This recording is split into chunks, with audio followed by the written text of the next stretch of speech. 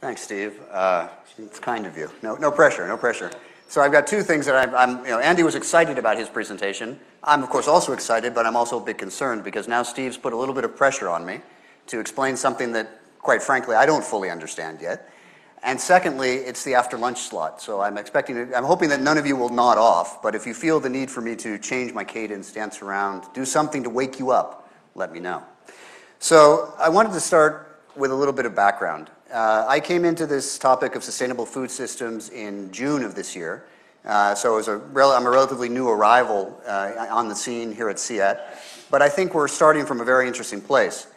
My personal transit or trajectory to this point has been working very much on market access and value chains and business models and focusing on how agriculture can perform better in terms of poverty reduction and inclusion of small producers, both men and women, in a variety of contexts. So, I was always focused very much on this idea of how do we build inclusive business relationships. And we thought, well, who should we be building inclusive business relationships with? Well, clearly small producers, but who should be on the other side of the table? So we spent an awful lot of time, several years, I'm sure Ruben can tell you exactly how many years, working very much on this topic, and our target of choice was working with larger companies. So I spent an awful lot of time engaging with supermarkets and with multinational food processors and all of these kind of big players in the global food system, trying to have conversations about how to make their value chains or their supply chains more inclusive. So, I think we had some good advances and we had some good results in that. At one point we had some of our methods and tools picked up by Unilever, and so we were very happy about that. I was at a workshop with the Ford Foundation in Mexico City, and I remember standing up and talking about this. And unfortunately he's left, but Julio Berdegue was sitting there in the front row. And so Julio said, well, this is wonderful. You're doing some great work.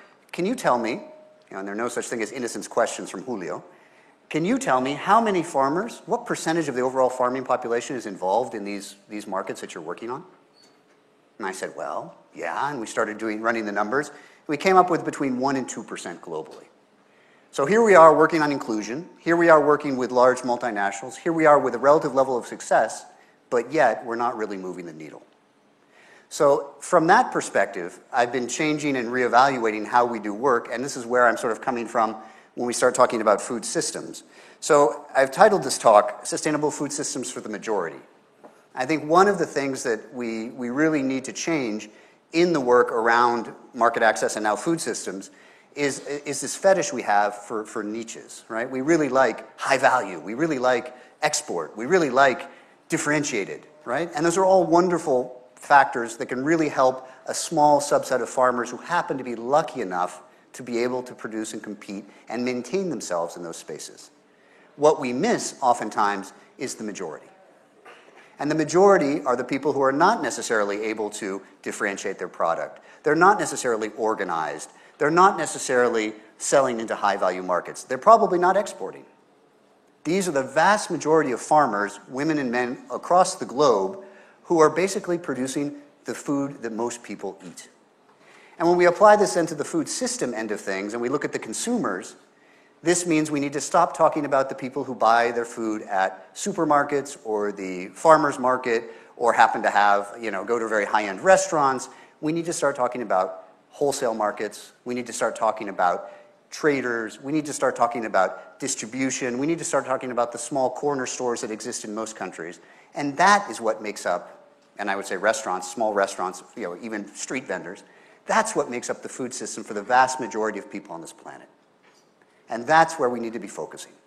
So what I'm going to talk about today is a little bit how we're making that transition here at CIAT. And I would say it's a transition that's ongoing. As I said, I started leading this process in June, so I don't have the answers. What I'm going to try to lay out are some of the issues where I think we need to be focusing, and very much open it up for comments not only from Eugenio, who I'm sure will have some great insights, but also from all of you. So if we talk about a food system, someone asked me, what is a food system? Well, it's kind of big and scary. So this is the food system. It's everything and it's nothing, right? But the important thing about the food system as a concept and as a tool for a center like CIAT is it allows us to connect things. It allows us to overcome some of the false dichotomies that science tends to drive us towards, right? We're experts in narrow fields of inquiry. That's what you do a PhD on. We're relatively less effective at linking across those knowledge bases and connecting to others within research centers and beyond to understand things that are complex and clearly multidimensional, like a food system. Yeah? So if we look at this gigantic landscape, I'm not going to go into all the details of this, but the question that I want to try to look at in this presentation is, what should CIAT do about this? Where do we focus? Where do we want to work? Where do we have strengths that we can build on? And where do we have opportunities going forward that we can begin to exploit? As I said, work in progress. Ask me to do this talk in not another 50 years, Ruben, but another 5 or 10, and it'll be much more complete. But nonetheless, this is where I think we're going. So CIAT, if we start with CIAT, what should CIAT do vis-a-vis this complex food system? I think the important point of departure should be, what is CIAT supposed to do in general? CIAT's a research center that has a very clear vision and mission. CIAT is working on basically food provision for the majority of people on the planet, and CIAT is working on sustainability. So anything we do in food systems needs to focus on and benefit the vast majority of producers and consumers with whom we're working, and those are principally the poor. So we need to have a very, very tight focus within food systems on those that are the less well off. Okay? So that's the first point. Secondly, we have a clear institutional mandate to work on sustainability. Anything we do in food systems needs to take into account not just the economics, but also the connections to environment, the connections to climate, the connections to issues like genetic diversity. All of these topics need to be taken into account because that's the other part of our mandate. So if we look at these two major areas where CIAT has its clear focus, there's sort of 4 topics that emerge that I think we can look at across the food system. And I mentioned some of them yesterday. I think we should definitely be talking about inclusion. We're still talking about poverty reduction. The issue with inclusion within the food system is more complex, however, than just farm-level poverty reduction. We need to understand a lot better what does inclusion look like, not only at the household level in rural areas, but also in people who work on off-farm income, people who are involved in processing, people who are involved in transport, people who are involved in wholesale, retail, etc., people who are involved in food preparation. So inclusion becomes a much broader concept. And when we talk about inclusion, it's a question of how do we develop or support food systems that generate opportunities. Yeah? Too often we look at food systems and the examples we find are of exclusion rather than of inclusion. So how do we drive a dialogue that actually generates opportunities for people who are less well off in these systems? So I think that's one of the first topics we'll be working on. Secondly is this concept of resilience. How do we work and build food systems that are able to bounce back better from shocks? I mentioned these a little bit yesterday, but I think there are different shocks that we need to be thinking about. How do we build food systems that can respond effectively to shocks that are in the short term, which may be price shocks, which may be weather shocks, a flood or a drought, but can also build resilience in the longer term through things like climate change? Yeah? Food systems are complex. They're complex adaptive systems. How do we develop the networks and connections between the actors that allow them to better respond to these challenges? How can they build resilience against changes in demographics and changes in diets? How do we become resilient in that regard as well? So that's a second area where I think CIAT has an awful lot to add. In the first area, perhaps we can build on our market access work. In the second area, there's clear connections with things around climate and other topics. Sustainability. This is part of what we do at CIAT. So how do we begin to work on food systems in ways that actually provide incentives for better or more sustainable land use? How do we provide incentives through food systems for more efficient energy use, for more efficient water use? How do we begin to have a conversation about what that looks like? How do you begin to connect the dots? And then the final topic, which I think is really critical, is this idea of healthy diets. At the end of the day, what's the food system for? Yeah? We heard a lot of comments yesterday from Tom and others that increasingly both producers and the people who consume food at the other end of the system are effectively becoming consumers. So producers are not only producing food, they're also consuming an awful lot of food. And that happens in Latin America, Africa, and Asia. So how can we as a research center, begin to identify and provide the incentives for people to have access to affordable and acceptable diversity of food that allows them to have better, healthier diets. And this raises a lot of issues that I think bring us back to the question of the connection, for example, to genetic diversity, which I know that you'll be talking about later, so I won't go into that too much. But these are the kind of things. How do we make these connections? How do we get the incentives in place? So when we begin to talk about the food system from these lenses, we see a lot of different things, and this is just some images. So yes, we're still talking about rural families. This is a rural family, clearly, that is no longer the norm. This is a much larger rural family, rural household than we tend to see. But nonetheless, we're still talking about rural communities. So when we talk about food systems, how do food systems connect to transform, transport, and sustain rural communities? How does it work for women? How does it work for men? How does it work for the youth? Does it provide opportunities? Yeah? So that's one of the things we need to think about. Who are the farmers? Andy stole this slide already, but anyway, I'm going to use it again. Who are the farmers? Farmers are changing. Farmers are not the same.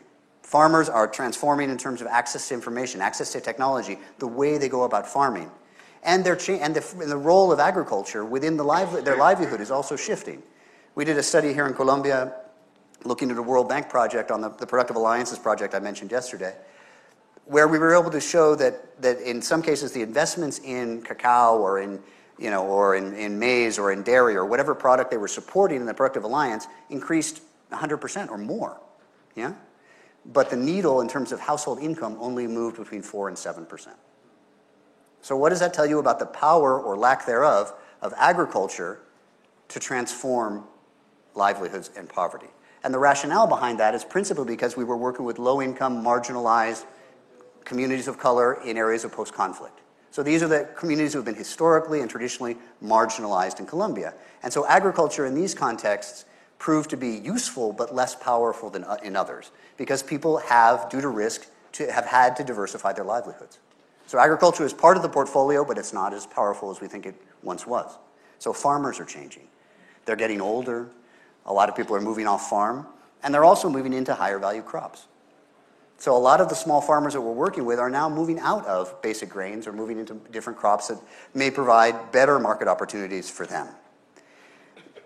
In some cases, we're seeing, as we mentioned yesterday, demographic shifts that I think in the midterm will lead to processes of some sort of land consolidation. We just don't have, or we aren't going to have enough rural population to keep farm sizes where they are forever. And I think we're going to start to see processes of consolidation. There was an interesting piece of work out of Africa around the polemic issue of land grabbing. And one of the things that came out of this study was the fact that a lot of the land grabbing was in fact second generation people who'd left the rural areas, moved to the city, done well, and now were buying land. So these are a new generation of farmers, one generation removed from the farm, buying 20 hectares at a pop. So that's a different kind of farmer. And this is what's happening, I think, in a lot of the countries we're working in, and we oftentimes forget it or downplay it because sometimes it's not what we expect to see or want to see. We talked a little bit about this yesterday as well. It's not just farming. Yeah? It's off-farm employment and income. And this in rural communities is becoming increasingly important in the food system. It's certain things, simple things like sorting and processing, or sorting and washing in this case with potatoes. It doesn't have to be rocket science. But these are increasingly becoming apparent in a lot of the communities we work in, and it becomes very, very important to understand in terms of how the food system functions.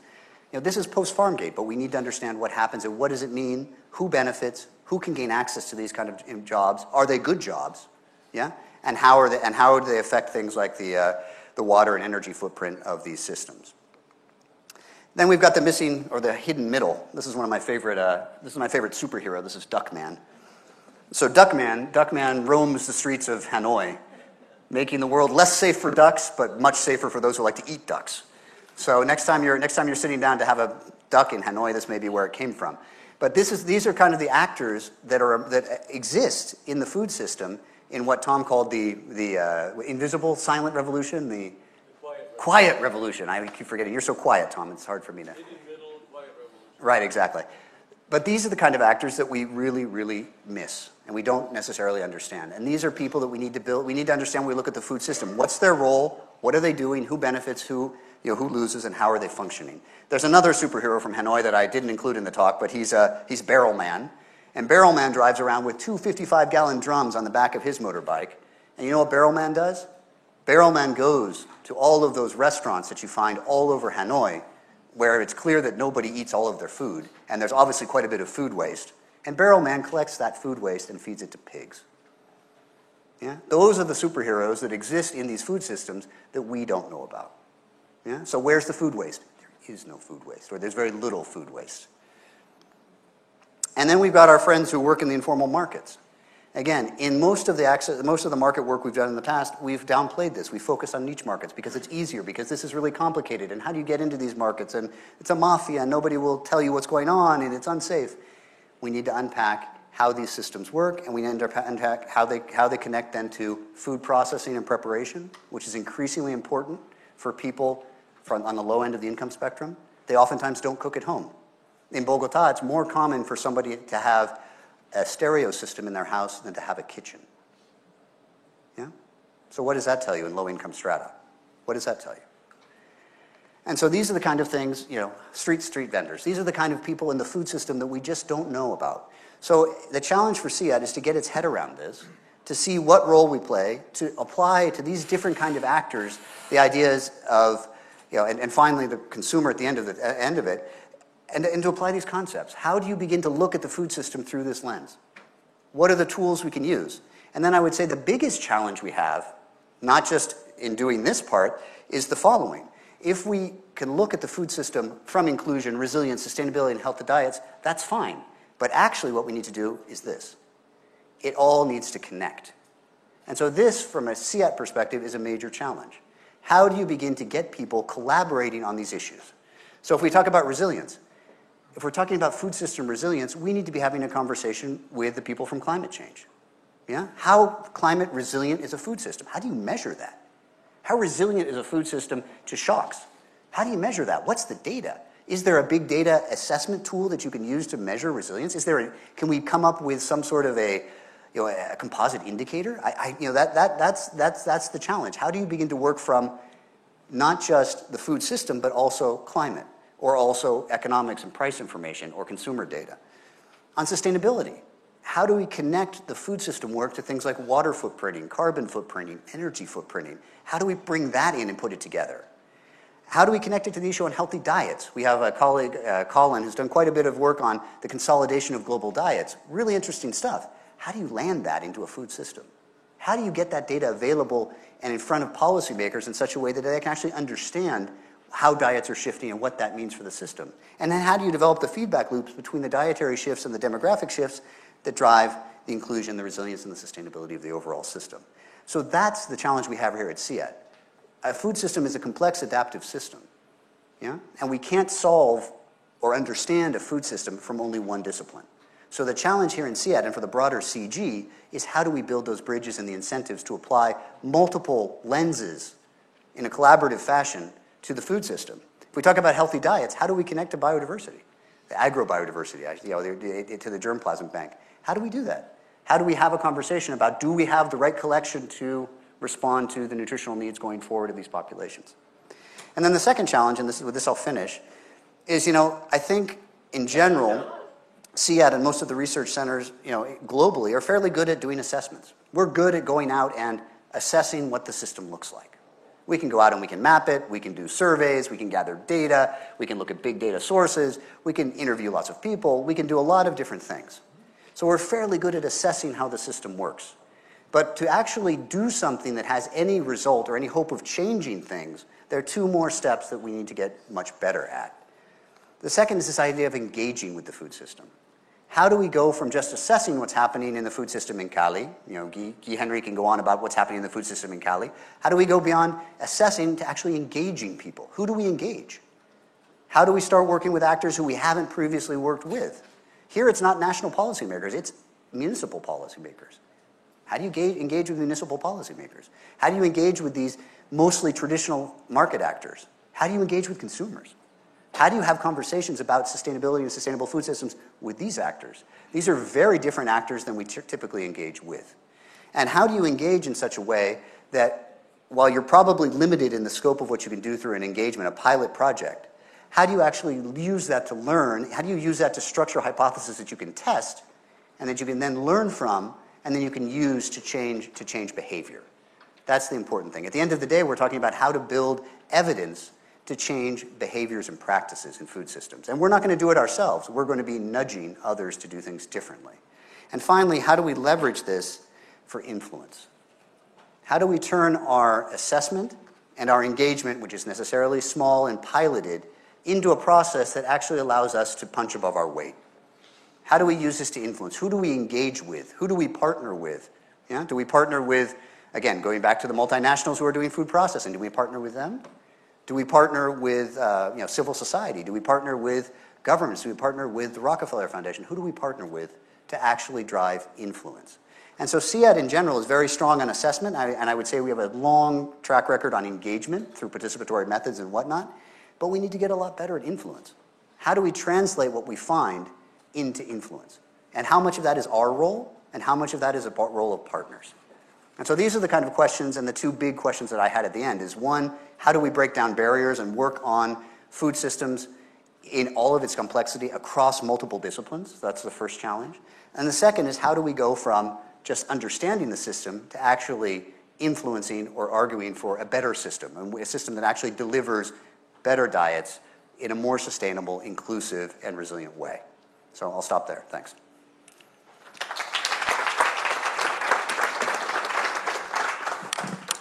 Thank you, Mark. We'll hand it to Eugenio to follow up. We heard a number of different places. Mark scared us a little bit. Yeah.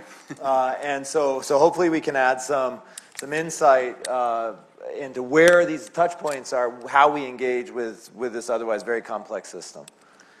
Well, thank you very much. First, I'd like to thank the people and the government of Colombia for the hospitality. Congratulations to CIAD. Schengen Fund asked me specifically to convey the appreciation and congratulations from Olive people. So I'm going to talk about one of the questions in our topic is what needs to happen to build, to have food systems that are inclusive, resilient, environmentally sustainable, and healthy. So I work basically on macroeconomics, trade, and financial issues. So I was thinking, well, what needs to happen on the macro side, on the trade side? And Alberto Valdez was talking today about that in the morning. So I decided more to go to the financial side, drawing on my own experience. Before, I was preparing projects, rural development project for the World Bank, for multilateral development banks in the 80s. Then I was at the board I was executive director at the board of the Inter-American Development Bank. I was the chairman of the budget and financial policies. I was involved in all the financial engineering to double the lending of the IDB during the crisis, and then the capital increase afterwards. So I decided, well, let's look at the financial issues. And then usually, we need to have a conceptual framework and say, well, you need to go back to basics. So please, I decided to go to a very well-known economist and philosopher, John Lennon, who in the past he very forcefully argued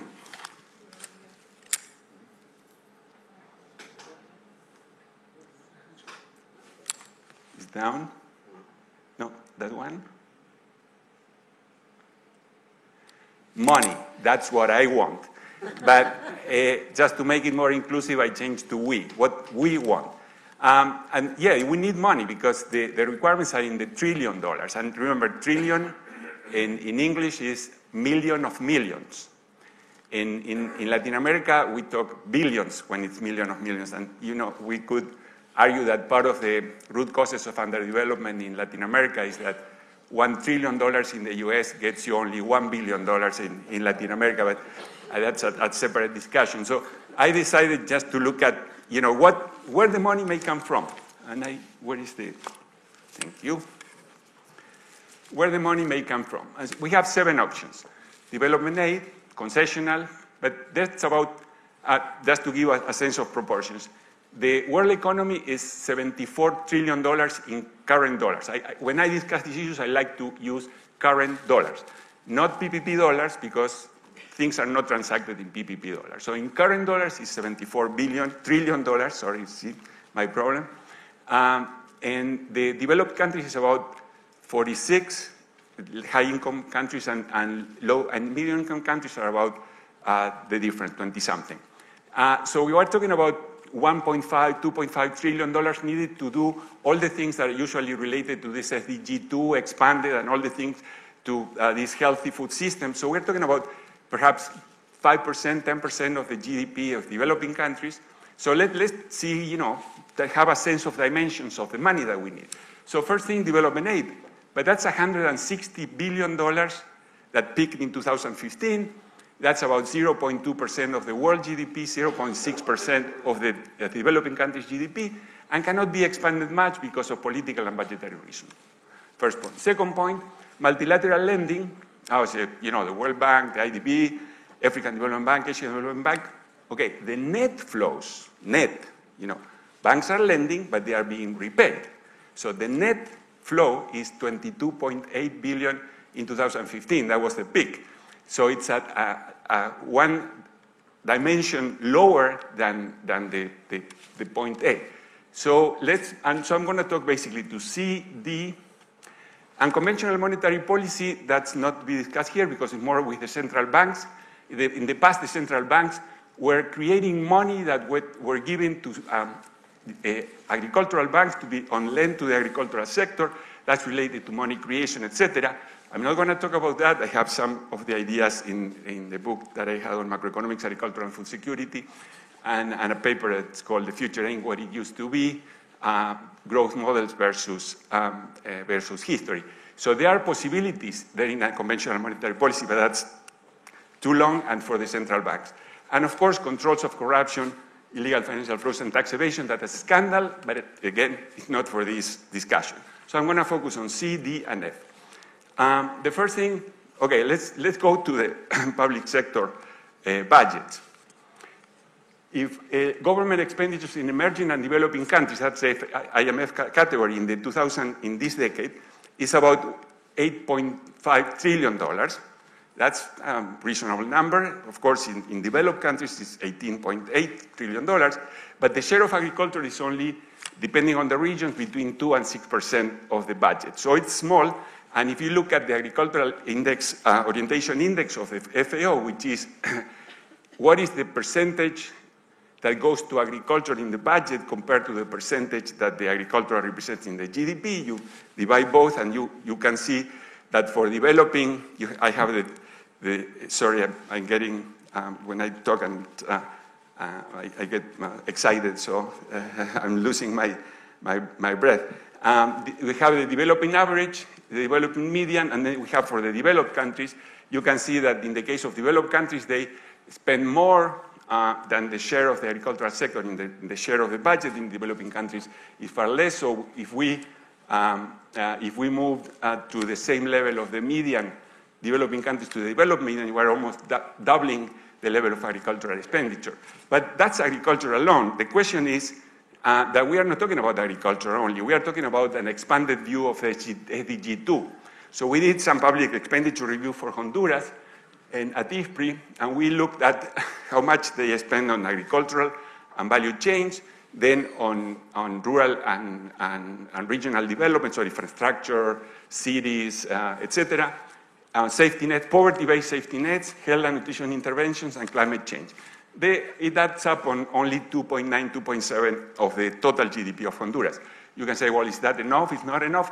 But I think we need to look more at how much money the governments are putting into these things that we are saying that are very important. And usually the public expenditure reviews look only at a specific sector, agriculture, education, etc. I think we need a more holistic view of the expenditures in the public sector budgets and look at the levels component, then efficiency, efficacy, and equity of those investments, of those expenditures. So let's move to the credit markets.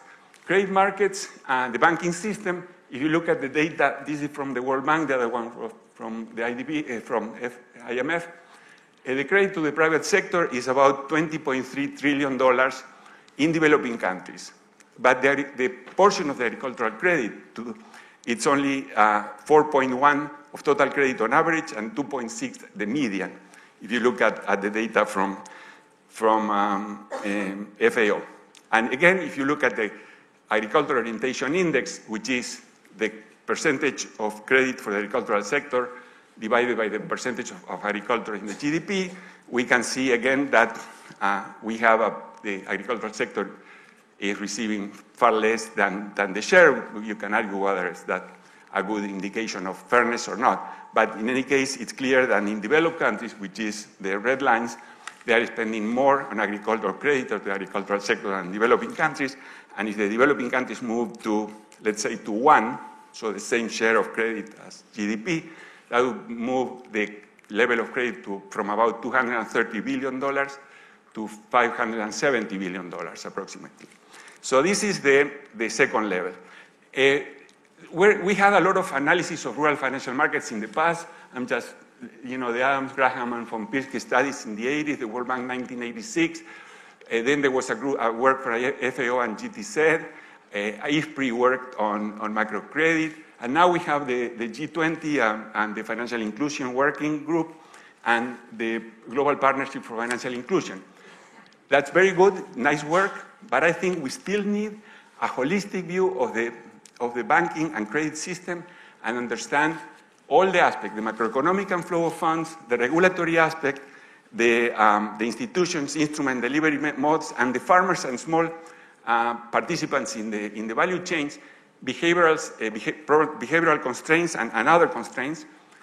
And we're not doing this right now. We need to have a better, more holistic view in specific countries of the whole credit system and the banking system and why it's not the agricultural sector or all the things that we're saying that need to be done are not being financed.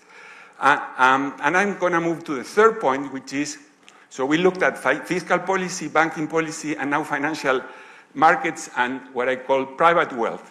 There is also wealth in corporations, but I'm looking only at the household wealth. The total wealth, and this is a stock, where we were talking about that we need X amount of trillion as additional investment, that as a flow.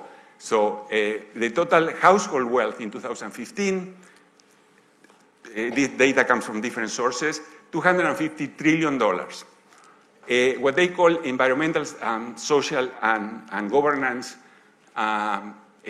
focused investments, the stock of those investments now is about $12.9 trillion. If we go to another level, which is called impact investment, the amount of money that we moved to billions, and the deal flow in 2016 was 22 billion. Another indicator, they are not add up, they are different things, but we have green bonds. The issuance in 2016 was $81 billion.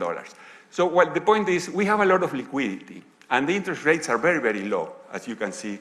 So, and I keep on hearing the same, The vice president one of the vice presidents of the IFC, of the World Bank, she was being quoted in a World Economic Forum, there's plenty of liquidity, no projects. So the point is, apparently we have a lot of partnership opportunities, the type of things that Mark was referring to. And we have a lot of potential financing. And then there's a lot of more work on this side.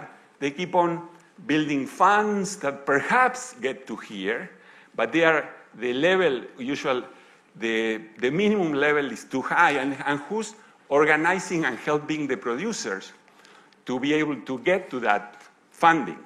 So the question that or the issue that we are working with Ruben and with Schengen and colleagues in CIAT, Carolina Navarrete, Ana Maria Lobo Guerrero, we are talking about how we can create a facility that can mobilize. Okay, let's go back to the last slide. We need to have a facility to work with farmers and small value chain operators to structure projects that can be, through some financial engineering institutional design, be able to channel some of this liquidity that exists in the world. Now, all the work is being done on the financial side, but they never reach the small farmers. And the argument that or the hypothesis that we are working on with the colleagues from SEAT is that SEAT has, with 8,000 scientists in more than 70 countries, working with INEAS, with the governments, with farmers, and so on and so forth, there is a unique possibility to bridge that gap. Not that the CGR ends being a research organization. CGR needs to be a research organization in order to be able to do this sort of side work that helps bridge that gap. So we are trying to work on that. Hopefully we will get some funding to try this idea at some point. So just summarizing, the question was what needs to happen to construct food systems? I discussed quickly 7 options, and I'm focusing on 3. So we need certainly more work on public expenditure reviews with a focus on expanded SDGs or FNS, for food and nutrition security, to realign priorities and expenditures. Then we need a further review of financial markets to understand exactly what the problems are. I think the work being done is very good, but it's piecemeal, it's small things. We need to have a whole view at the country level. It has to be a multi-country study. And finally, we suggest the possibility of creating this facility to help mobilize CGR knowledge to prepare projects, an alternative for partnerships with private investors. Thank you.